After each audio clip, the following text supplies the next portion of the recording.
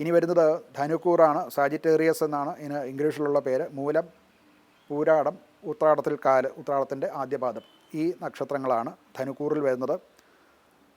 ധനു രാശിക്കാർക്ക് 4-ലാണ് ചൊവ്വയും ശനിയും. അത് കുടുംബത്തിലും ജോലിസ്ഥലത്തും ഒക്കെ ചില അസ്വസ്ഥതകൾ ഉണ്ടാക്കാൻ സാധ്യതയുണ്ട്. പ്രത്യേകിച്ച് കുടുംബ സംബന്ധമായിട്ടും വീട്, ഗൃഹം, കെട്ടിടം മുതലായിട്ടുള്ളവ സംബന്ധിച്ചുള്ള ചില പ്രശ്നങ്ങളോ അല്ലെങ്കിൽ റിപ്പയർ ചെയ്യേണ്ടി വരിക, അല്ലെന്നുണ്ടെങ്കിൽ അവിടെ എന്തെങ്കിലും അപ്രതീക്ഷിതമായിട്ടുള്ള ചില ചിലവുകൾ ചെയ്യേണ്ടതായിട്ട് വരിക, ഇതൊക്കെ കാണാം. വാഹന സംബന്ധമായിട്ടും ഒക്കെ ചില പ്രശ്നങ്ങൾ ഉണ്ടാകാൻ സാധ്യതയുണ്ട്. വാഹനം ഓടിക്കുന്നത് കുറച്ച് ശ്രദ്ധിച്ച് വേണ്ടതാണ്. വാഹനത്തിന് അപകടങ്ങൾ വരാൻ സാധ്യത ഉണ്ട്. ഈ വീട് സംബന്ധമായിട്ടും വാഹന സംബന്ധമായും ഉള്ള അപ്രതീക്ഷിത ചിലവുകളും പ്രതീക്ഷിക്കേണ്ടതാണ്.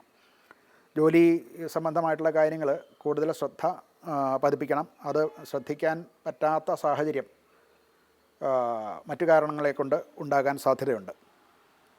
വീട്ടുചെലവുകൾ ധനപരമായിട്ട് നോക്കുകയാണെങ്കിൽ അപ്രതീക്ഷിതമായിട്ടുള്ള ചില വീട്ടുചെലവുകളോ ഒക്കെ, പ്രത്യേകിച്ച് ആരോഗ്യപരമായിട്ടുള്ള കാര്യങ്ങളോ വീടിൻ്റെ സംബന്ധിച്ച ചിലവുകളോ വാഹനം സംബന്ധിച്ചിട്ടുള്ള ചിലവുകളോ ഒക്കെ ഉണ്ടാകാൻ സാധ്യതയുണ്ട്. സ്വന്തം മാതാപിതാക്കന്മാരുമായിട്ട്, കുടുംബത്തിലുള്ള കാരണവന്മാരും ഒക്കെ ആയിട്ടുള്ള മാതാപിതാക്കന്മാരും മറ്റുള്ളവരുമൊക്കെ ആയിട്ടുള്ള ബന്ധത്തിലും കുറച്ച് ശ്രദ്ധ വേണ്ടതാണ്. അഭിപ്രായ വ്യത്യാസങ്ങൾ ഉണ്ടാകാനും അത് മൂലം കുടുംബത്തിൽ അനൈക്യം ഉണ്ടാകാനും ഉള്ള സാധ്യത കാണുന്നുണ്ട്.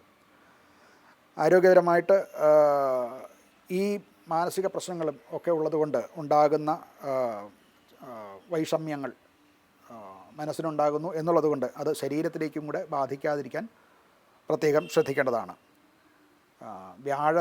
വ്യാഴഗ്രഹത്തിന് ഗ്രഹശാന്തി ചെയ്യുക.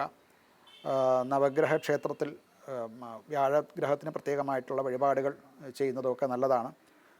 വിഷ്ണു ക്ഷേത്രത്തിൽ ദർശനം നടത്തുക, അവിടെ പാലുകൊണ്ട് അഭിഷേകം നടത്തുന്നതും ഒക്കെ ഈ പറഞ്ഞ ദുരിതങ്ങൾക്ക് കുറച്ച് കുറവ് വരുത്താൻ സഹായിക്കുന്നതാണ്.